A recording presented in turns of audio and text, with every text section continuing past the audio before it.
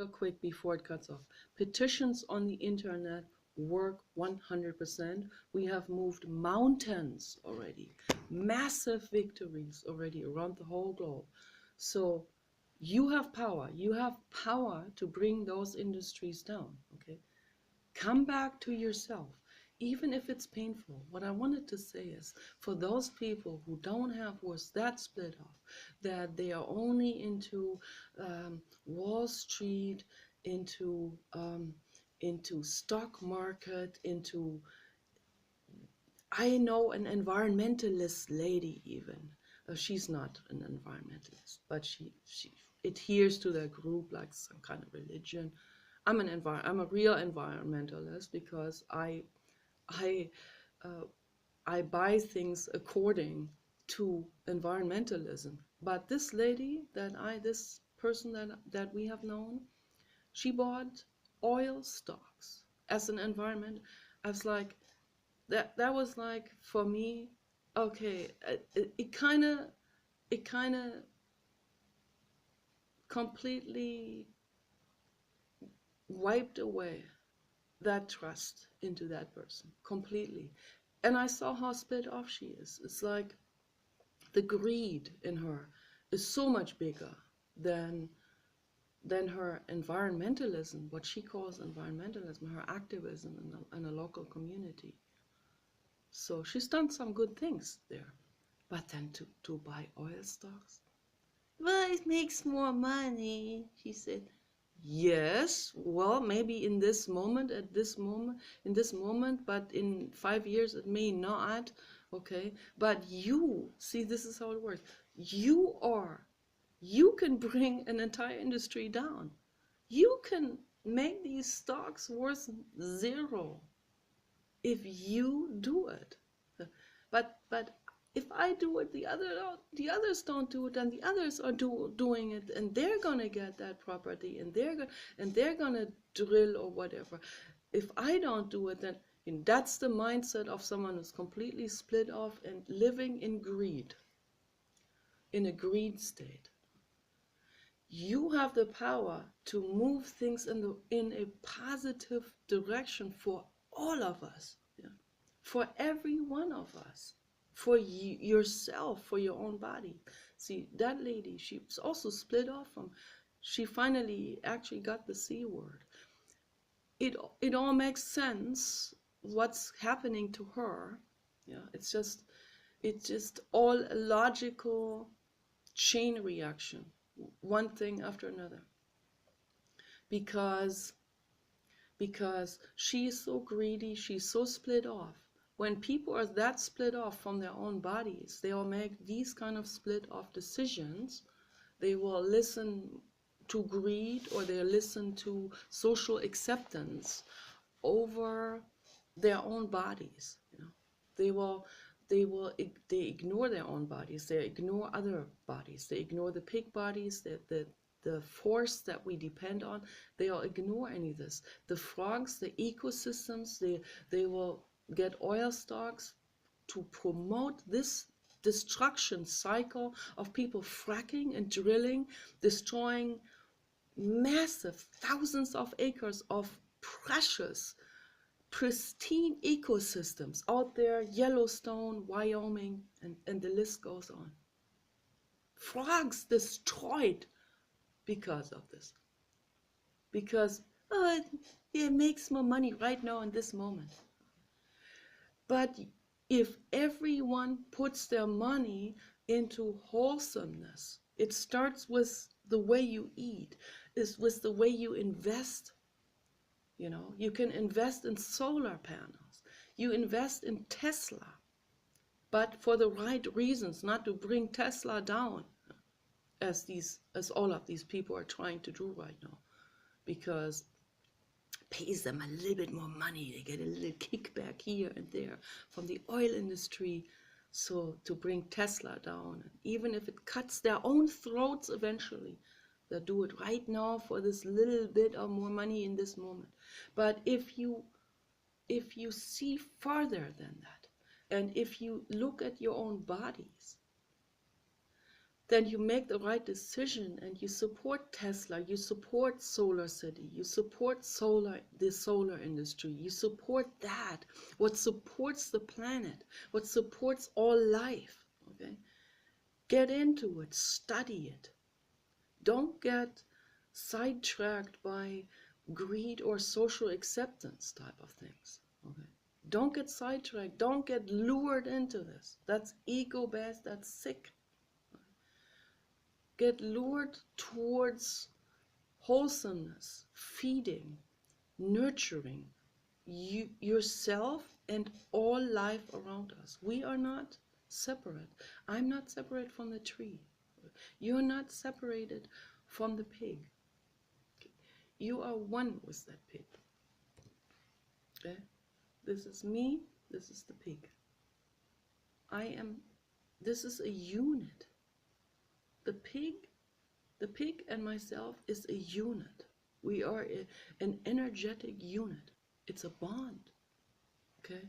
I see a pig, I feel tremendous, tremendous mother feelings and love. I mean, it's so intense.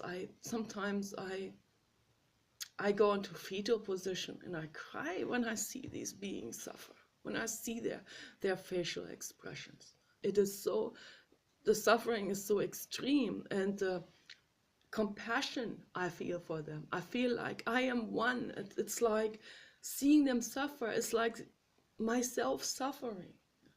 But I'm less concerned about myself than I am for them. I would give my life to save all pigs. I would throw my life away if that saved all pigs. I would do it.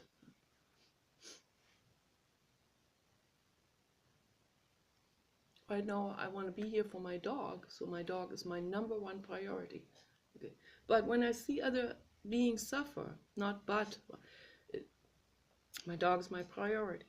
And then when I see other beings suffer, when I see that on the internet, I feel tremendous connection and compassion. I feel with them, feeling with someone. That can only happen when you come back to yourself. I was always thrown back onto myself. I don't know. It has to do with different things. But I just have never been able to cater to some kind of mainstream consensus or something, wherever that was in my school class, or when I saw kids liking a specific thing, then I just couldn't do anything with it. I just couldn't identify myself with this at all. That's the indigo soul also suffering very, very much when they see other people being split and doing things and behaving and talking in a way that's not even themselves. I think that's sometimes wonder why so many girls act and behave and giggle and talk and use the same type of words in the same type of way, in the same type of voice. I think, are they all related to each other? Is this a genetic? But no, it's not. They're looking this up from each other. They think this is what men like, this is what's sexy, or this is what gets them likes, or this is what makes them accepted by society. Or, accepting everyone, no matter how crude and violent people's behaviors are, people will be accepting just in order to be accepted. Love often says no. If I love, I say no to things. But you have to have the courage to say no to brutality. You also have to put your mind into studying this very carefully to see which is a no and which is a yes. Which is which, who is who, and why. All right? Study this, get into it. The younger you are, the sooner you start with this, the better your life is going to be. The more in tune you will be with yourself. Don't listen to it just because it's Buddhist. I do this, I have to hold the other cheek, or this or this or this Christian or whatever, or Hindu. No, forget that. No, forget religion, forget social stigmata, social rules. Who is social? Who is society? Sick people often, very, very sick. I'm not saying this in a judgmental way. I say this as a fact, okay? Sick in terms of split off, unconscious, and suffering, and running away into social acceptance behavior, which everyone does, and then out of this evolves a social consensus that is very, very unhealthy. Okay, this hold the other cheek and don't tell anyone what to do, and all of these very impotent beliefs.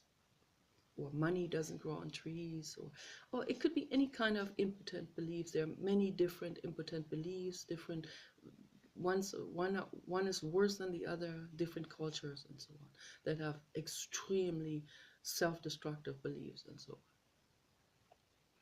Or it's their culture, you need to, no, it's another impotent belief. Love is this unit here that is totally outside of religion, customs, hold the other cheek and what. I'm not going to hold the other cheek when this pig is suffering. You understand? You're not going to hold the other cheek when your child is suffering, when someone hurts your child. You're not going to hold it. You're not going to say, oh, let that psychopath have his rights. No. Okay? Same in regards to the pig. Okay?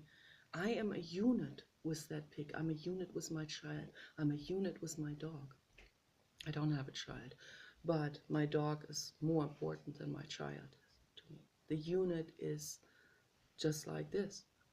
Just like I feel for the pig, for my dog the most, of course, because he's my family. Okay? So that comes first, and I understand it should come first for everyone, but extend it out also. Don't bottle it up only towards your family and then hell with someone else. No, we're all interconnected. The pigs, all people, we're all beings with central nervous systems. We are interconnected. The pigs very much like people. It goes so far that they have even mixed organs and all of this. I don't even want to say this is so incredibly cruel. Okay. So, but we're very, very, very close to pigs. Okay. They are, and I feel a lot of people feel strong feelings for pigs. Okay, they're pink, they're almost hairless like people are, and their facial expressions, they have this almost the same eyes as we have, and same eye expression. There's intelligence. Read the books by Dr. Temple Grandin. I strongly recommend her books. She talks about this in depth. But I already have seen it. You know, I've seen pigs in Germany on the pasture. We fed them apples. They loved it. They were so grateful for that. So don't forget that you are one. We're all interlinked like this. We're like one organism. Okay, you can't be neglecting one and serving the other. Okay, so that's a split. We're not split in reality, in truth. Okay, so that's why we need to come back to ourselves. And for those people who have a real hard time with this and who just want to take and take and take, my message to you is do it for your own good.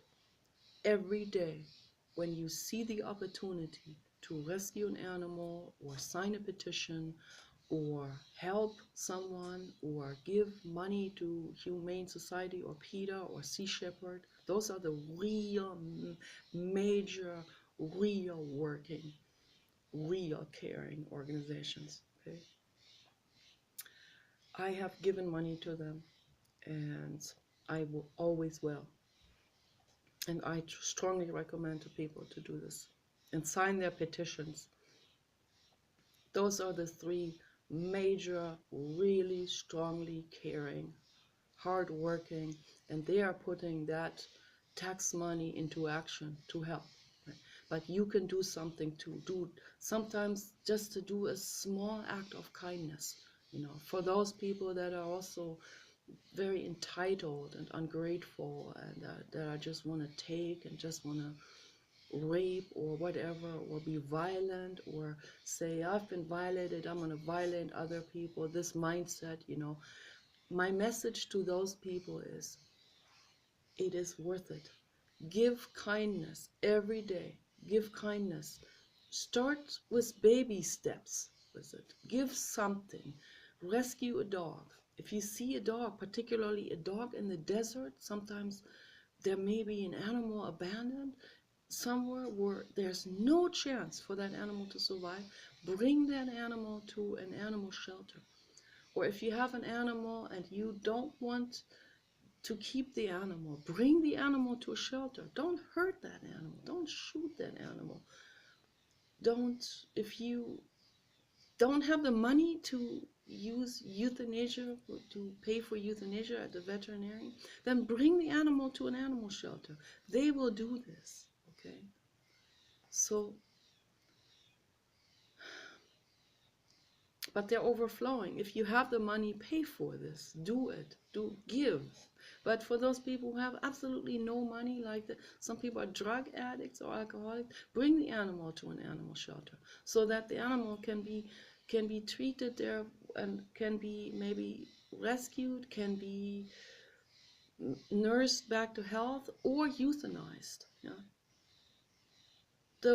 Doing it to eliminate suffering. Okay, bring the animal to the shelter, or bring any animal that suffers to the shelter, or find someone kind-hearted to take an animal, or report a fisherman who shot a sea lion. Okay. Small acts of kindness you can do. Say something when you see violence happening. Do something. Do something to help another living being, to alleviate the suffering of another living being. Do something every day. Some small act of kindness. You can hold the door open for someone. You can, if you see someone abandoned a dog in front of a supermarket, I've seen this happening. I go right into action. There was a lady, she was very sweet. She wanted to take that dog home. I should have let her do this, but I was still a little bit in a mind fog. So I went and I called at the health food store. I called the person up from the dog collar, and they hung the phone up. I had to call it twice because they were embarrassed that they forgot their dog. So I called again, and I said, your dog is here, abandoned on the leash in front of the store. And then they hung the phone up again, but then the guy came and picked up the dog. And then he was embarrassed, so he kind of like made excuses why this happened. And I thought, the dog is not good in that family. It's not a good situation for the dog in that family. Okay, I should have let the lady who worked at the health food store, that young girl, I should have let her take the dog home. So those kind of things, but those are learning experiences. We learn as we go. We learn what benefits beings more, okay? And then we need to act on this. I don't know when this is going to cut off. Can be cutting off at any time, because always when it reaches its video recording capacity. But it's very important for me to say this. Very important. Infinitely important. So do an act of kindness like this. Alleviate suffering. And when you do this, or you can also give a homeless person a granola bar or a bottle of water. They need water. Some of them have dogs. They need water to drink. I have given jackets to homeless people's dogs. Okay, I said, please put that jacket over your dog. Particularly in the winter time, they stand on the side of the street They're bumming for money. The dog sits there on the cold pavement, sometimes pit bull terriers with short hair. You give a jacket, you can give an old jacket so that they can lay the jacket over the dog, or or a mat or something for them to sit on, give them water. So acts of kindness to alleviate suffering. If you do it, and for those people who are not good with giving. So some people are aware of it, some people are not aware of it. But this is addressed to all of us, whether we care or not care. I mean, we need to do. But the people who care already know this, that they're compelled to do it, to give acts of kindness. It comes naturally. It's like, I don't even have to think about it. We don't have to think about it. It's like love is there. I see someone suffering. I want to alleviate the suffering. You can move towards this. Anyone who's not there, move towards it gradually, even if it feels frightening to you. You move towards it by doing an act of kindness, even though you don't want to do it, even though it doesn't come natural, even though the other option you have in the fork road, whatever, here is the animal suffering and here is the oil industry giving you kickback. Just a lousy example right now. Okay? You're here at the fork road. So instead of taking the bribe and ignoring the suffering, you go towards the being that needs your help, okay? And you ignore the kickback. So you give the help, okay? And not only will amazing opportunities arise out of this path for you down the line, but you do it not to be gaining something. That's really the key. You do this to help alleviate suffering for another living being. This love develops an energy. Love is an energy. It's the most amazing energy that exists. That's the infinite cosmos. That's the blue God. That love, you can snowball that love. You do it out of compassion. You see someone suffer, a dog or a person or any being. Right? You go over there and you help. Okay, that is a tremendous, amazing experience of love. Don't do it for the experience. Do it because you feel compassion. Okay? That's that love. The compassion is the love. Okay? That is the door into love. That's the path. Okay? And this can make you feel vulnerable. Okay? This can open something up from childhood. Daddy said, don't cry over the baby seals. You need to man up. That's what Daddy says. I've talked to these people. I have decades long experience with this now. I see it throughout all cultures, societies, and some are worse than others. The Muslim world, it is just complete insanity. Complete insanity, complete mental illness.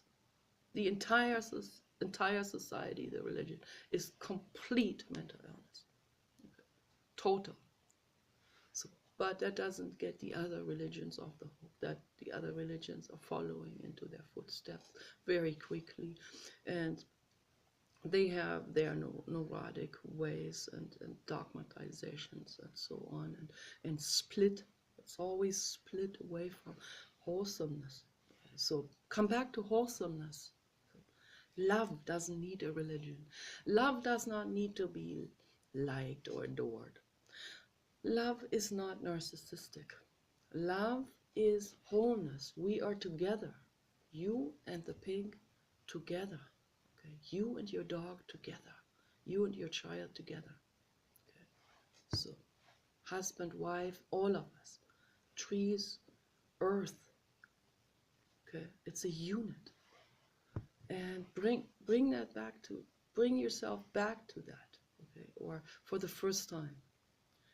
It is doable. The brain has that flexibility, that plasticity. The brain can do it. Read the books by Dr. Bruce Lipton. He explains this in detail. Very good books, very important books. It's really important which books we read. Very, very critical. not to read any more books that promote a split to become wider and even more of a gap, like reality shows. Most reality shows create the split, make the split wider and bigger and more treacherous, so, and more cold and violent. So gravitate away from the neurotic things, books, religions, societies, and towards that what heals you on the inside. Okay. Teal Swan, Dr. Bruce Lipton, Arthur Janov, Ben Goertze. There's so many amazing people. Pema Chodron. Pema Chodron is already too much again in religion. There's a lot of things that she says that are very helpful, but she's too much into religion. Okay, we need to get away from the religion. So free yourself completely from the religion. Listen, read the research paper by Dr. Ben Goertze, A Cosmos Manifesto. Okay, that's very important. He says when we come back together to the wholeness, then the infinite cosmos will rejoice with everything and pure joy and love. Okay, it will be an explosion of love and happiness and a dance of love and kindness and amazing experience. But people don't know. They don't know what we could develop, the paradise we could develop. They're not aware of this. But don't do kindness out of gaining that experience or roller coaster or trip or reward or whatever. Do kindness out of compassion. That's the door into love. That's where we heal everything. Yourselves, everything around you. And if it feels initially uncomfortable, if the pain might come up because you create a rift in the homeostasis, homeostasis inside and outside, people are hurt, so they watch horror movies. It's homeostasis. Okay, watch horror movies because it's a psychogram. It represents what's going on the inside. Right? That's the only thing they can even connect to, because that is the only thing that creates homeostasis. Because here's the pain, here are the horror movies. Okay, it docks onto each other. But go above the horror movies, towards light, towards love. Okay, and you created a rift in the homeostasis. It's no longer homeostatic. We want to create a homeostasis with love to love, all the way up here, right? Not the horror movies, the horror state. So we want to go above that horror state. Little baby steps at the time, Do an act of kindness. You get above that. You have elevated your vibration, your entire eternal life vibration. Okay, I've elevated it above this. So now this creates a bit of fear, because suddenly it's no longer homeostatic. It almost feels not safe anymore. But do it anyway. Stay with the love. Okay, it will open up. It will open up more and more and more, and vulnerability to allow that to happen. That vulnerability. But don't go to those people that are down here, that are still stuck there. Okay? Don't go to those people. Once you have elevated yourself, they'll just try to bring you back down and even lower.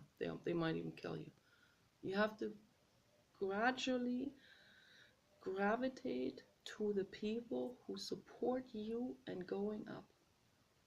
Okay, gradually, until you reach that level of total love and unity on the top.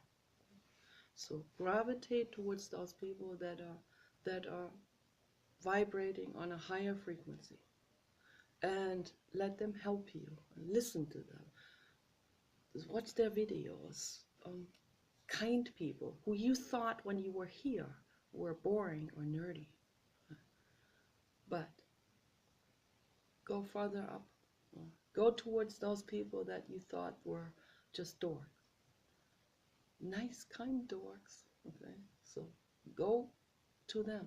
It will bring up something. It will bring up the dork in you. Okay? The dork that was there, that had to create an armor of hate vibrating on that frequency. Okay? So the dork underneath is still there, fresh and pristine, underneath that armor of hate that is here. So you can dissolve that armor of hate. You can make, there'll be vulnerability, there will be glimpses into the past, memories might come up, and so on. Allow that to happen gradually, not all at once, not through an ayahuasca experience that rips people open at once and they cannot deal with it. Okay, absolutely not. I don't recommend it. I don't recommend any kind of hallucinogenic drug experience. Okay? Because people, they are impatient, they want to pop a pill and then be well. That it doesn't work that way. It does not work that way. The healing process is done through wholesome, gradual healing. Okay? And that is done through acts of kindness to yourself and others. Okay? That is done through, not through fast cars, not through violent things, not through meat, not through parties, not through drugs, not through raging psychopathic society. This is all here. You elevate yourself up and become dorky again and be okay with it. Gravitate away from those who insult you and towards those who help you and who are kind and gentle. And then it will get better and better and better. And allow the tears to come up. Allow it. Don't run away from it. Allow it. You just little increments of moving towards a higher vibration. That's all I'm asking. Gradual step. Okay, we can only do it in gradual steps.